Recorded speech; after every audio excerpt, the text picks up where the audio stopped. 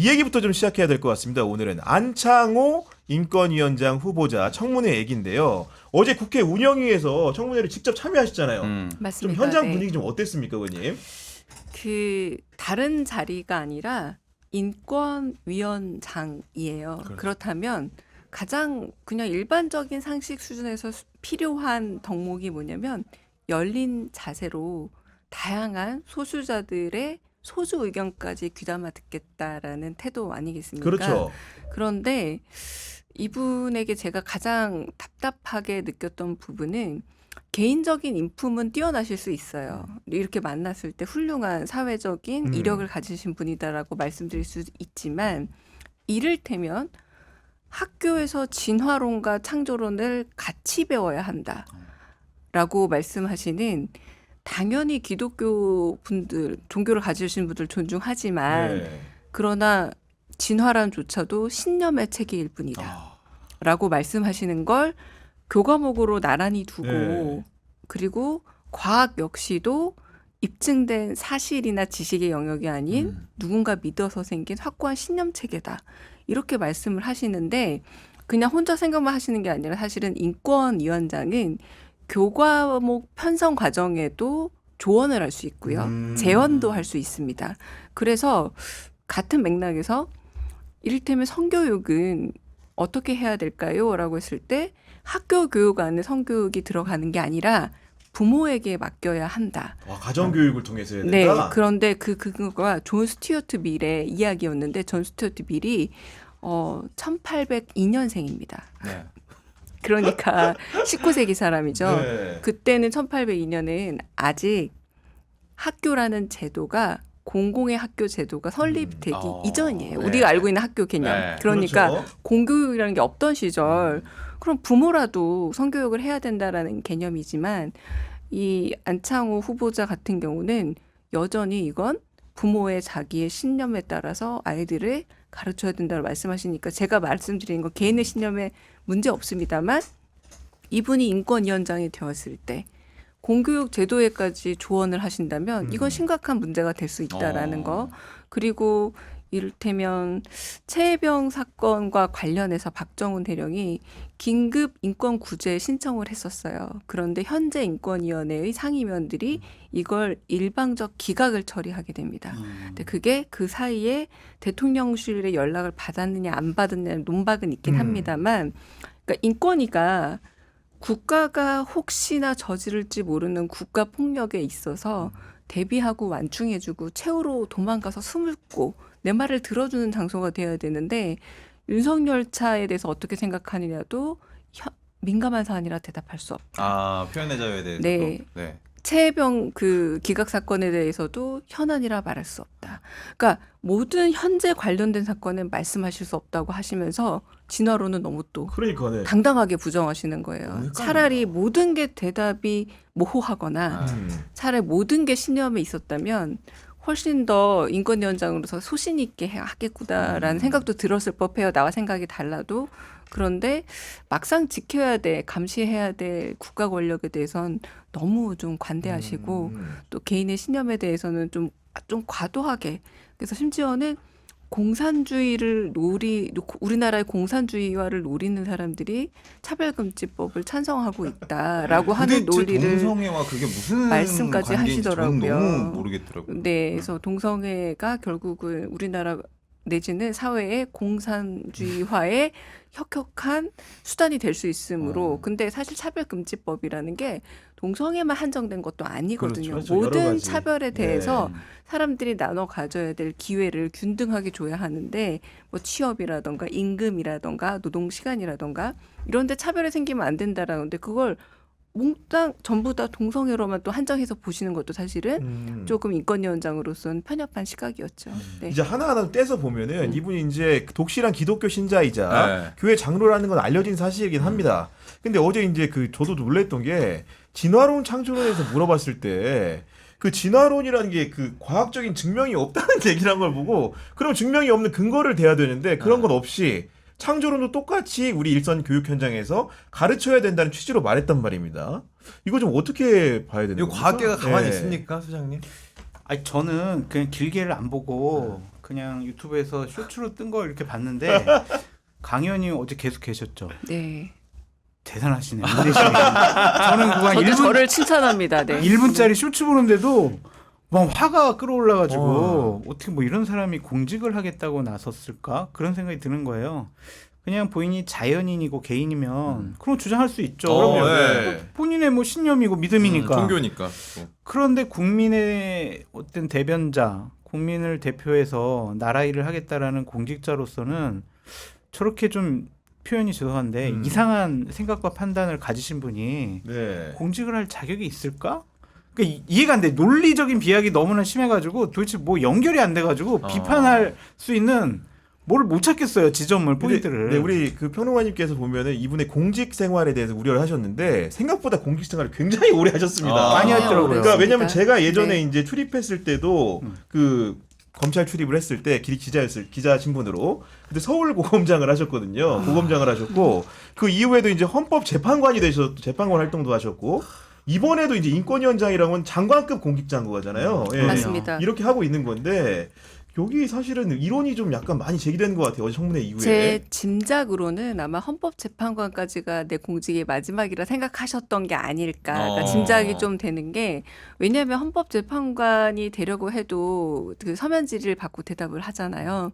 그때 분명히 이를테면 대형 로펌이라던가 그 사기업의 그 이 경력을 활용해서 그 정관 예우 내지는 취업을 하지 않는 방향 쪽, 내 소중한 이 자산을 사회적으로 환원하는 쪽으로 말씀을 많이 하셔요.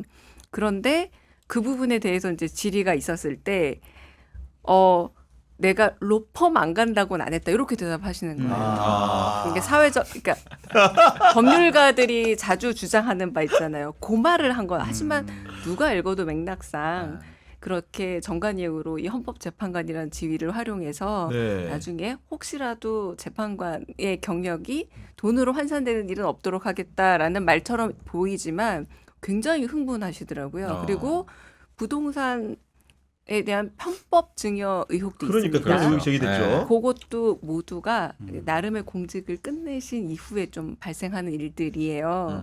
가만 보면 아마 다직 공직을 하실 거라는 생각은 없지 않으셨을까 없으셨다가, 싶은데 네. 그러다 보니 과거 재판 변호사로서 재판에 임했던 경력들을 좀 보더라도 골프장을 가진 아주 큰 부자 아들의 조금 죄질이 나쁜 성폭력과 마약과 여러 가지가 들어가 있는 그래서 호화 변호인단을 20명 넘게 꾸릴 수 있는 부유한 집의 아들의 죄질이 나쁜 범죄임에도 불구하고 변호를 이름을 하세요. 올리고, 네. 그러니까 이런 것들에 대해서 사실 그 전에 말씀하신 것과 매우 위배되는 상황이고 그리고 제가 밝힌 것 중에 하나는 아들이 이제 5일 만에 위장 전입을 할 수 있는 의혹이 있습니다. 왜냐하면 그건 왜 그런 거죠? 그건 제 의혹으로는 그때 당시 부동산 관련 규제들이 막 등장하기 시작했던 부근인데 아마도 재건축 조합원이 되는데 2년 이상 실거주 의무라는 게 그때쯤 생길이라는 소문이 있지 않았을까. 네. 그래서 5일 만에 다시 이사를 갔던 집으로 되돌아가서 전입을 하는데 문제는 그 이를테면 살고 있었던 그 집이 신혼집인지 혹은 혼자 살았는지 모르겠지만 신혼집이라고 어제 답은 또 하셨어요. 그러면 아내를 혼자 두고 다시 집으로 돌아가서 1년을 채웠다는 것도 되게 논리적으로 납득이 안 가잖아요. 근데 아쉬운 건 이 부분에 대해서는 또 자료를 하나도 제출을 안 하셔서 요구를 했음에도 불구하고 좀 당당하셨으면 네. 지금 많은 사실 검찰총장 후보자도 마찬가지고 자료 제출을 잘 안 하고 계시거든요. 근데 그런 문제로 봤을 때 공직을 다시는 안 할 줄 알았던 분이 조금은 좀 어느 정도 세월 이후로는 커리어 관리를 안 하신 게 아닌가라는 생각이 아니, 듭니다. 말을 보면 하여튼 궤변론자 같아요. 궤변론자. 네, 거짓말은 하지 않겠습니다가 내가 언제 정직하게 살겠다고 그랬냐. 맞습니다. 그런 말씀 많이 하셨어요. 담배는 폈지만 흡연은 안 했다. 뭐 이런 거죠. 말장난하고 궤변론자가 아니냐. 그러니까 이런 사람들만 골라서 지금 공직에 임명하는 윤석열 정권 그걸 또 추천하는 국가 인사위원회 위원장인 정진석 비서실장 대단하다 진짜. 어떻게 이런 사람들만 고르냐. 아니 근데 저는 여러 가지 의혹의 문제를 떠나서 인권위원회가 그 맞습니다. 개원한 이래 20년간 차별금지법을 추진하려는 기관이잖아요. 그렇죠. 물론 정부기관이 그 한 목소리를 계속 내기 쉬운 일은 아닌 건데 그런 기관의 장으로 그 금지법의 제정을 반대하는 사람을 이렇게 안치를 발상을 했다는 거는 좀 약간 납득은 안 갑니다. 다른 자리도 아니고. 제가 걱정되고 우려되는 바는 바로 그 지점입니다. 가령 김문수 고용노동부 장관 같은 경우에도 반노동의 기치를 가장 명확하게 내세웠던 분을 고용노동부 장관 후보로 내세워서 결국은 임명까지 했고 네. 이진숙 방통위원장도 방송 종사자분들이 가장 그렇네. 방송에 위해가 되는 인물이라고 딱 명시했던 인물인데 그 인물이 왔거든요. 그리고 지금 약간은 잊혀져 가는 벌써 이렇게 이슈로 던다 생각이 드는 게 독립기념관장 얘기가 겨우 보름 전 얘기잖아요. 오래된 얘기 같아요. 독립기념관장의 말 그대로 그 당시 우리나라가 식민이었다라는 표현을 쓰기까지 하는 네. 한국의 식민지 시기 자체를 오히려 부정하고 건국절에 대한 이야기를 하는 뉴라이트를 다른 기관이면 또 모르겠어요. 독립기념관장한테 마찬가지인 겁니다. 차별금지법 반대할 수 있어요. 그러나 인권위원장 자리는 맞아. 차별금지법에 대해서 자기 확고한 입장이라기보다 최소한 열린 자세로 다 들어보겠다는 입장은 가져야 되는 겁니다. 왜냐하면 세계인권위원회에서 권장하는 내용이고 맞아요. 네. 심지어 이로 인해서 우리가 세계 인권의 기준을 못 따라가게 되면 우리나라에서 일어나는 이 모든 문제들에 대한 발언권이 굉장히 줄어들게 된다라는 부분도 염두에 둬야 되는데 그 부분에서 너무 약간 의도적 선택인가라는 생각도 들 정도. 제가 말씀드린 것처럼 오히려 가장 그 자리에 어울리지 않는 반대되는 사람들을 계속해서 추천하고 그리고 말 그대로 인사청문 보고서에 대한 답을 네. 읽지도 않은 것처럼 임명하는 게 계속 반복되다 보니 이렇게 부적격 인사를 찾기도 힘들겠다 싶습니다. 그러니까 대단한 능력인 것 같아요. 이런 분들만 고르는 것. 저는 기본적으로 차별금지법, 포괄적인 차별금지법을 반대하는 사람이거든요. 네. 또 다른 불평등을 낳을 수 있다라는 네. 좀 생각이 들어서 그냥 남녀 고용 평등법, 뭐 장애인 차별금지법 이렇게 특정해가지고 세분화해가지고. 차별을 금지하는 건 맞다고 생각이 드는데 포괄적인 차별금지법은 저는 또 다른 불평등을 낳을 수가 있다. 그래서 저는 반대하는 입장이고 저는 동성애도 반대하는 사람이에요. 네.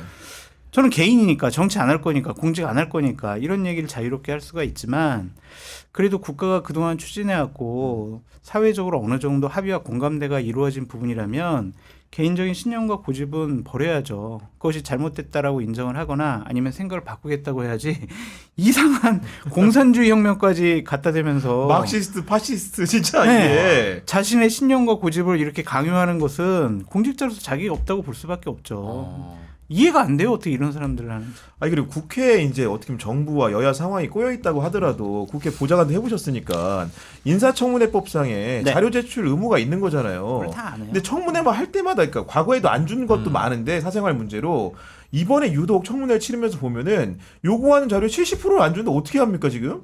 이걸 좀 법으로 강제할 수 있는 게 없나요? 없어요. 개인정보보호법 때문에 안 돼요. 다 그걸로 네. 걸어가지고 개인정보 보호인데요 하면서 안 줘버려요. 그리고 하루만 버티면 되잖아요. 알겠습니다. 저기 좀 이따 저녁 7시까지 드리겠습니다. 뭐 열람을 시켜준다거나. 지금 좀 시간이 더 걸립니다. 10시까지 드리겠습니다. 야. 시간 질질 끌면 되니까 막 안 주더라고요. 그런 거 통과 안 되고 그냥 대통령실에서는. 저도 장성철 평론가 말에 너무 동의하는 게 이렇게 자료를 안 내고 불성실하게 시간을 버티기로 만약 견딘다. 만약에 대통령이 임명권을 철회해요. 네. 그럼 누가 그러겠습니까? 근데 오히려 하루만 잘 버티면 잘했어, 임명해 막 줄게라는 게 시그널이 돼버린 거죠. 그러니까 어떤 사람도 나와서 지금 이거 내가 안 냈는데 어떡하지라고 조마조마하시는 후보자 없어요. 버티면 임명된다. 근데 라는 이제 겁니다. 야당은 네. 항상 저래요. 그러니까 문재인 정권 때도 국민의힘에 있는 의원들이 인사청문회 할 때마다 자료 안 준다고 똑같은 도돌이표예요. 그 얘기해 맨날. 자료 몇 시까지 주시고요. 위원장님 자료 좀 4개 만들어주세요. 네. 맨날 그런 얘기 한다고요. 그럼에도 불구하고 공직을 맡겠다고 하는 분들은 검증이라는 절차를 통과를 해야 되잖아요. 그 검증의 가장 중요한 통과 의뢰가 국회에서의 검증이잖아요. 안 낸다라는 것은 공직자로서 자격이 없다라는 자기 고백이 아니냐라는 생각이 듭니다. 저는 근데 의원님이 말씀하신 거 들으니까 설마 하긴 하는데 윤석열 정부가 출범한 이후에 국가인권위원회 보면은 권리구제를 한 비율이 낮아지고 오히려 뭐 기각하거나 각하 사건을 종결 처리하는 비율은 높아지고 있거든요. 사실 이거는 인권위원회가 가지고 있는 성격과는 반대로 지금 가고 있잖아요. 근데 이게 사실 걱정이 돼요. 그게 이제 형해화한다라는 표현으로 많이 쓰죠. 무너뜨리는 거, 틀을 아예 무너뜨리는 건데 권익위도 마찬가지였죠. 권익위도 사실상 지금 우리 농담처럼 많이 얘기했잖아요. 이번에 추석 때 그러면은 공직자 배우자는 얼마까지 받아도 야, 되나요? 저는 그거 뭐 포스터 보고 놀랐는데. 이런 얘기들 우스꽝스럽게 얘기가 될 정도로 권익위가 지금까지 쌓아 나왔던 공직자 청렴도에 대한 이것 자체를 없애버렸지만 사실은 권익위 자체를 형해화해버린 거거든요. 앞으로 누가 그 권익위의 권위를 따라가겠습니까? 네. 인권위도 마찬가지예요. 거기에 유명한 2명의 상임위원이 있어요. 어제도 증인으로 나왔던 이충상, 김용원 상임위원 이 두 분이 여러 가지 방식을 동원해서 기각 처리를 이끌어냈던 겁니다. 그래서는 안 되는데 판단하기 어려운 부분은 전체 회의로 가서 회의를 거친 다음에 최종안을 마련해야 되는데 지금 약간 얘기가 안 돼? 그럼 다 기각 이런 식으로 아주 행정편의적으로 어려운 문제들을 놔버렸는데 권익위는 어려운 문제를 끝까지 붙들고 있어야 되는 곳이에요. 그렇죠. 심지어는 군에서 목숨을 안타깝게 잃은 그 피해자 부모님이 찾아와서 항의를 했더니 나를 협박하고 그리고 나를 가뒀다라고 오히려 고소고발을 했거든요. 권익위를 찾아갔다가 피소를 당하는 이런 일 거꾸로 된 일들이 인권위에서 있었어요. 인권위에서. 네. 인권위에. 그러니까 인권위에서 그러니까 이 문제들이 인권위에 내 인권적인 침해를 호소하러 간 사람이 오히려 인권위 구성원에 의해서 인권 침해를 거꾸로 당하는 그러니까 인권위가 형해화됐다라고 표현을 할 수밖에 없고요. 그리고 그 질문도 있었어요. 대통령의 혹은 그 주변 여러 참모진들과 정치인들의 건폭이라는 발언 내지는 더 심각한 발언 제가 하지 않겠습니다. 네. 노동자에 대한 폄훼 발언은 좀 권고한다. 이런 말들은 안 된다라고 인권위에서 권고를 했거든요. 이제 그 부분에 대해서도 새로 온 후보자 역시도 똑같이 대답했어요. 현안이라서 대답을 하기가 어렵다. 근데 그런 문제들을 우리가 기본으로 갖고 살잖아요. 아니 기본적으로 이제 인권이라는 게 저도 이제 경험을 해보면은 뭐 공권력에 대해서 국가의 공권력에 맞서가지고 싸우는 분들이 있을 수 있잖아요. 어느 현장에서나 이런 분들이 마지막 구제기관으로 찾아가는 게 인권이고 정부를 상대로 아무 얘기도 들어주지 않을 때 인권위는 그나마 정부를 상대로 의견을 낼 수 있게 하는 이런 맞습니다. 역할 아닙니까 원래는. 그렇죠. 네. 근데 이 정부의 어떤 인권이라든지 국민의 권익을 담당하는 그러한 기관들을 완전히 망가뜨린 것 같아요. 그러니까 검찰도 저는 망가졌다고 생각하는 사람이거든요. 자기네들 편은 봐주고 딴 때는 엄격한 잣대를 들이대고 권익위, 인권위 이거 이해할 수 없는 일들을 계속 반복하고 네. 있잖아요. 그러니까 윤석열 정권이 많은 잘못을 했는데 그중에 가장 큰 잘못 중에 하나가 이러한 심판자로서 어떠한 판단자로서의 국가기관들을 완전히 망가뜨린 것, 시스템을 무너뜨린 것. 이제 권익이나 인권이 뭔 존재 이유가 뭐가 있어요. 김건희 여사 디올백 받은 거 문제 없습니다. 공직자들 마음껏 이번에 추석 선물 받으세요. 직무상 관련성이 없으면 됩니다. 외국인들에게 받으십시오. 이런 권익이 왜 필요해요? 그리고 자신의 신념과 고집만 강요하는 그런 인권위원장 왜 필요합니까? 네. 저 이해할 수가 없어요. 도대체.